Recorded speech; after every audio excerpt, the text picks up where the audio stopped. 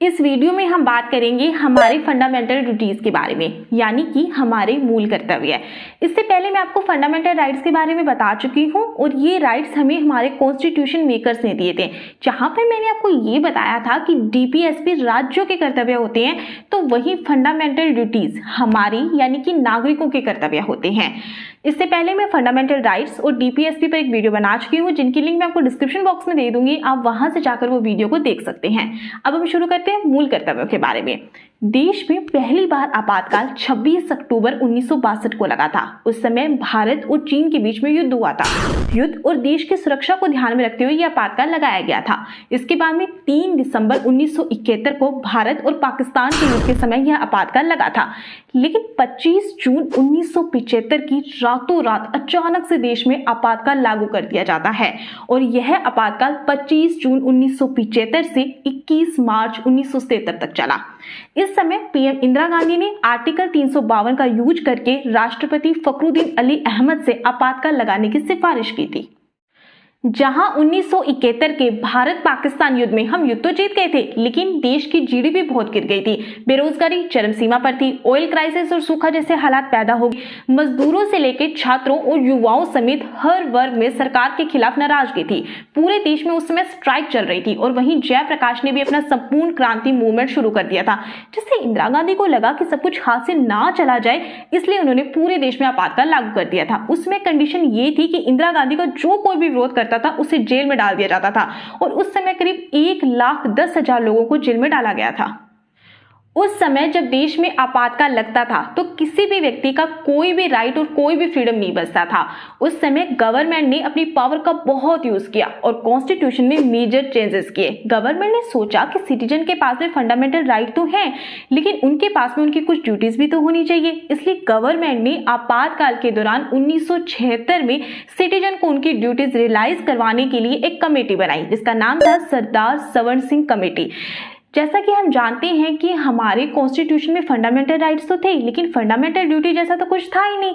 तो इसलिए इस कमेटी ने सिफारिश की कि हमें हमारे कॉन्स्टिट्यूशन में फंडामेंटल ड्यूटीज को लेकर एक सेपरेट चैप्टर बनाना चाहिए। कांग्रेस ने इस कमेटी की बात मान ली और फिर लाया गया 42वां संविधान संशोधन 1976। अब हमारे कॉन्स्टिट्यूशन में एक नया चैप्टर ऐड हो गया, चैप्टर 4A। ये फंडामेंटल ड्यूटीज से रिलेटेड है।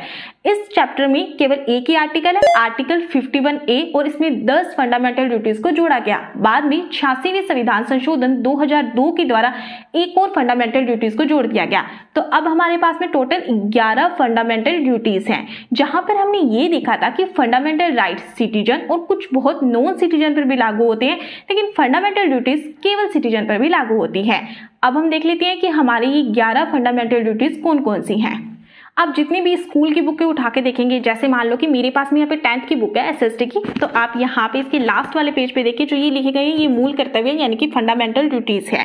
इसके लिखने के पीछे गवर्नमेंट का यही उद्देश्य होता है कि हर नागरिक को पता होना चाहिए कि उसके देश के प्रति क्या क्या कर्तव्य हैं। भारत के प्रत्येक नागरिक का यह कर्तव्य होगा कि वह संविधान का पालन करे, उसके आदर्शों, संस्थाओं, राष्ट्रध्वज और राष्ट्रगान का आदर करे। स्वतंत्रता के लिए हमारे राष्ट्रीय आंदोलन को प्रेरित करने वाले उच्च आदर्शों को हृदय में संजोए रखे और उनका पालन करें। भारत की संप्रभुता, एकता और अखंडता की रक्षा करें और उसे अक्षुण्ण बनाए रखे। देश की रक्षा करें और आह्वान किए जाने पर राष्ट्र की सेवा करें। भारत के सभी लोगों में समरसता और सम्मान भातृत्व की भावना का निर्माण करें, जो पंथ, भाषा और प्रदेश या वर्ग पर आधारित सभी भेदभावों से परे हो। ऐसी प्रथाओं का त्याग करें जो महिलाओं के सम्मान के विरुद्ध हो। हमारी सांस्कृतिक संस्कृति की गौरवशाली परंपरा का महत्व समझे और उसका परिरक्षण करें। प्राकृतिक पर्यावरण, जिसके अंतर्गत वन, झील, नदी और वन्य जीव हैं, की रक्षा करें और उसका संवर्धन करें तथा प्राणी मात्र के प्रति दया भाव रखें। वैज्ञानिक दृष्टिकोण, मानववाद और ज्ञानार्जन तथा सुधार की भावना का विकास करें। सार्वजनिक संपत्ति को सुरक्षित रखें और हिंसा से दूर रहे। व्यक्तिगत और सामूहिक गतिविधियों के सभी क्षेत्रों में उत्कर्ष की ओर बढ़ने का सतत प्रयास करें, जिससे राष्ट्र निरंतर बढ़ते हुए प्रयत्न और उपलब्धि की ऊंचाइयों को छू सके। 6 से 14 वर्ष तक के बच्चों को उनके अभिभावक अथवा संरक्षक संरक्षक या प्रतिपालक जैसी भी स्थिति हो शिक्षा के अवसर प्रदान करे। अब बात कर लेते हैं फंडामेंटल ड्यूटीज के ऑब्जेक्टिव के बारे में। जितनी भी एंटी सोशल एक्टिविटी होती है जैसे कि नेशनल फ्लैग को जलाना, कॉन्स्टिट्यूशन का अपमान करना, पब्लिक प्रॉपर्टी को नुकसान पहुंचाना के खिलाफ ही वार्निंग एक्ट की तरह काम करते हैं। ये नागरिकों को उनके कर्तव्य की भी याद दिलाते हैं जैसा कि उनके देश और समाज के प्रति भी कुछ कर्तव्य हैं और जितने भी नेशनल गोल्स हैं उनको अचीव करने में फंडामेंटल ड्यूटीज डिसिप्लिन और कमिटमेंट को प्रमोट करता है। फंडामेंटल ड्यूटीज भी डीपीएसपी की तरह नॉन इन्फोर्सिएबल है, यानी कि अगर आप फंडामेंटल ड्यूटीज को फॉलो ना करें तो आप पर कोई पेनल्टी नहीं लगाई जा सकती है।